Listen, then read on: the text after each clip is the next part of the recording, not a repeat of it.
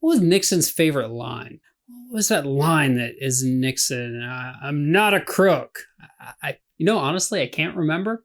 But today I'm going to take a look at a board game that revolves around Nixon. Take a look at a game based on one of the biggest political scandals in U.S. history. It's going to be a two-player, little asymmetrical game. We're going to have cards. We're going to have a board pinning some evidence. We're going to try to link that evidence up while Nixon's trying to stop us and get himself reelected. Today, we're going to take a look at Watergate. It's time for another Dice Tower review with Robert Geistlinger. So we're taking a look at Watergate, based on, well, you guessed it, Watergate. This is a two-player game where one player is going to take on the role of Nixon and one player is going to be the editor. And over here, we've got a bit of a tug-of-war that we'll go into and a kind of a corkboard look here where the editor is trying to connect informants to Nixon and Nixon's trying to block those paths or completely turn a informant into a conspirator, thus taking them out of play. Now, the Nixon player is trying to gain 5 momentum tokens to outlast and win the game immediately, or the editor is trying to connect 2 to Nixon to win immediately as well. Now, at the start of each round, the Nixon player is going to draw 5 pieces of evidence from this little bag here, and they're going to place them face down in the middle track here without letting the editor see what they are. Now, the Nixon player is allowed to peek at them at any time. However, the editor cannot know what they are until they've actually moved down the track. The player who has initiative each round, which at the beginning of the game is the editor, is going to then draw 5 cards. And the Nixon administration, in this case, at the start of the round, is going to draw 4, but if they ever gain initiative, they would draw more. So we'll draw 4 for them. And then starting with the player with initiative, they're going to get to play a card from their hand. Now, these cards for the editor come in events and they come in journalists. Now, when they play a card, what they're going to do is they're going to decide whether they want to use the top part or the bottom part. The top part, in this particular case here, has a blue piece of evidence and a number 4, and this little token here, which is one of these. Now, if they decide to play it for this, they can say, Nixon, is there any blue evidence in here? So Nixon would take a peek, and I'm just going to show them. Now, normally they would not show it. In this case, there happens to be 2. So Nixon would say yes, and would choose to flip over one of these. Maybe he decides to flip this, in which case the editor would move this 1, 2, 3, 4 towards them. If, on the other hand, this had already been shown, they could just move it 4 spaces using it, 1, 2, 3, and 4. And one thing to note is anytime something hits 5, it's automatically awarded, but we'll cover how awarding works in the end of round. Just know that this can happen in the round if a piece ever hits one of the 5s. On the other hand, let's just put that there. If instead there was no blue there, let's say there was nothing, then instead they would have to use it for the second part, moving the momentum or the initiative, or they could choose to just do that from the start. So let's say they decide to move the momentum 1, 2, 3, 4. Now, down below that is an event. If instead of using the top part, you wish to use the bottom part, so everything would go back, they could do recruit. Martha Mitchell is an informant. Now, this means that Martha still has to be available because Nixon can cause them to turn into conspirators. But in this case, she's available, so we would take her and place her. And that now makes her available for connecting to Nixon. Additionally, on hers, we're going to move the initiative token or the momentum token 2 steps. So maybe we'll go 1, 2.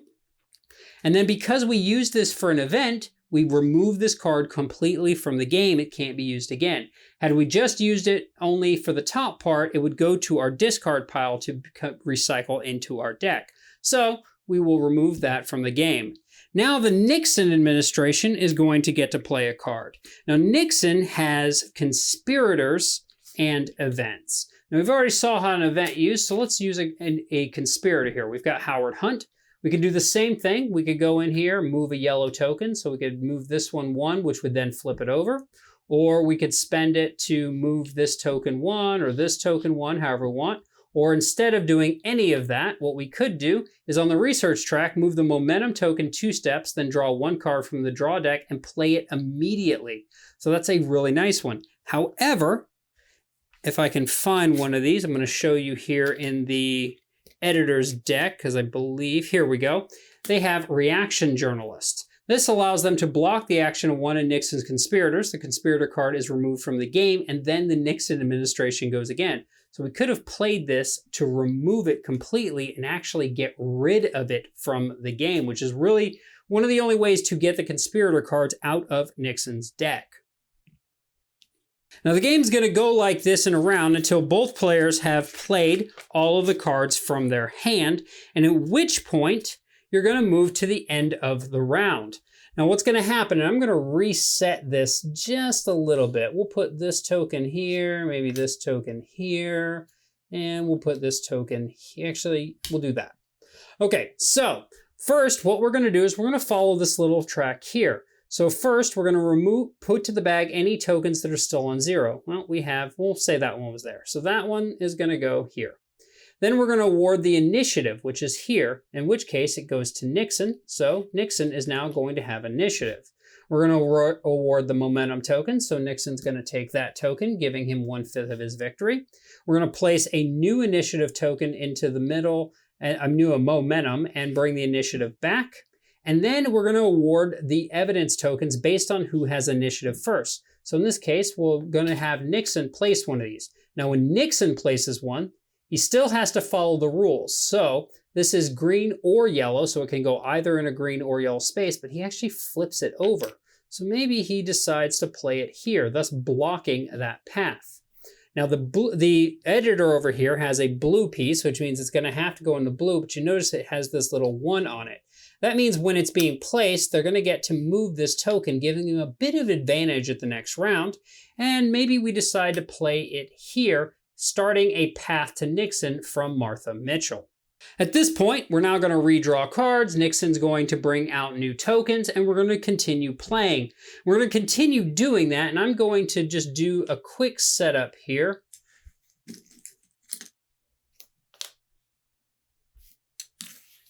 The magic of cameras.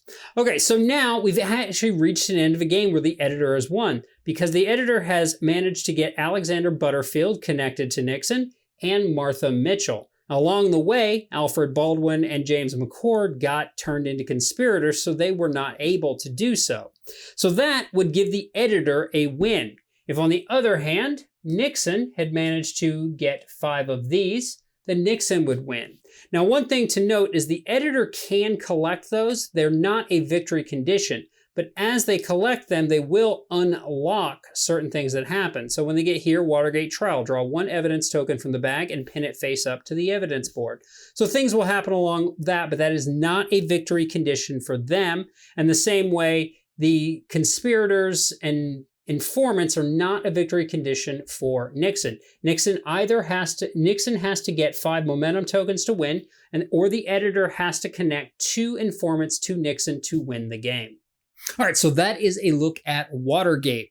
Now, the first thing we'll touch on is the theme, because this game is really, really tied to its theme. You could argue potentially it could have been something else, but I think this one really works. But what's cool about this is that I didn't know anything about Watergate. I've never been interested to know about Watergate. I wasn't really interested to know about Watergate sitting down to play this game. But as I played the game, I wanted to know about Watergate, and I found myself interested more in a political system, which says a lot for a game. But what's really cool about this is the last third of the rulebook is really just historical information. It's a timeline of Watergate. It's information about the editors, about the journalists, the conspirators, about what happened. And you can learn from this game if you wish. You don't have to. You could just play the game. So theme, you're either going to love it or you're going to hate it, or you're going to think you're going to hate it and you're going to end up loving it, or maybe somewhere in between. The theme really does shine in this one. As far as the gameplay, what we're looking at is an asymmetrical game with a bit of a tug of war going on, as I said, especially with that sidetrack. That really feels like tug of war. But you can't get too caught up in that. Your instinct is move everything to my side. but you do that by playing the cards for the top half, and then you're not getting the events. And the thing I really liked about the events is I like that they have a bit of a reverse deck building, almost like deck culling from the start, and that it really does feel painful to remove that card from the game, but I really did need that. Maybe I needed that particular informant, or maybe I needed that particular event to happen. And so you do feel the weight of spending it, but you know you're spending it at the right time. One thing I found interesting about the two decks is they're asymmetrical, but similar and complementary. The first time I played the game, I actually sat down. They gave me a basic overview of the rules. I picked up my deck, I was the editor, and I didn't know what was in Nixon's deck, but as I looked at my deck of cards and I started playing, I immediately knew what was in their deck too. Now I didn't know what was in their hand, but I could see that balance, so I had an idea of the type of cards that they would have. And sure enough, the next time I played as Nixon, and I was correct. Those were the type of cards I expected. So everything in that feels balanced. Now I've said before that if every card in a game is overpowered, then nothing's overpowered. And that's something that is true to this game. Every card feels powerful. In fact, there are some cards that, if played at the right time, are almost like instant win cards, but you have to have set yourself up perfectly for it. So I just really love that give and take. And I love that Nixon has his own win condition, the editor has his own win condition, and everything leads to that. Everything you do leads to that. Now, as far as other things I might have liked to have seen in the game, I might have liked to have seen just a little bit more on the board itself. It's cool pinning the evidence and it looks cool, but the board really is a secondary thing. I'm not sure there's much else they could have done to the board, but it would have been nice if I could have just done more on the board. But overall, the board's functional. It's a crazy looking board. I just really, really love the board overall. So overall, this is going to get high marks for me. I really did enjoy this one, despite the fact that at first I was a little lukewarm to the idea of playing it. If Watergate is something that interests you, you should absolutely give this game a go. If maybe Watergate and politics isn't your thing, then maybe this is going to be a pass for you. But if you are looking for just a good, solid two-player game, it's still probably worth checking out.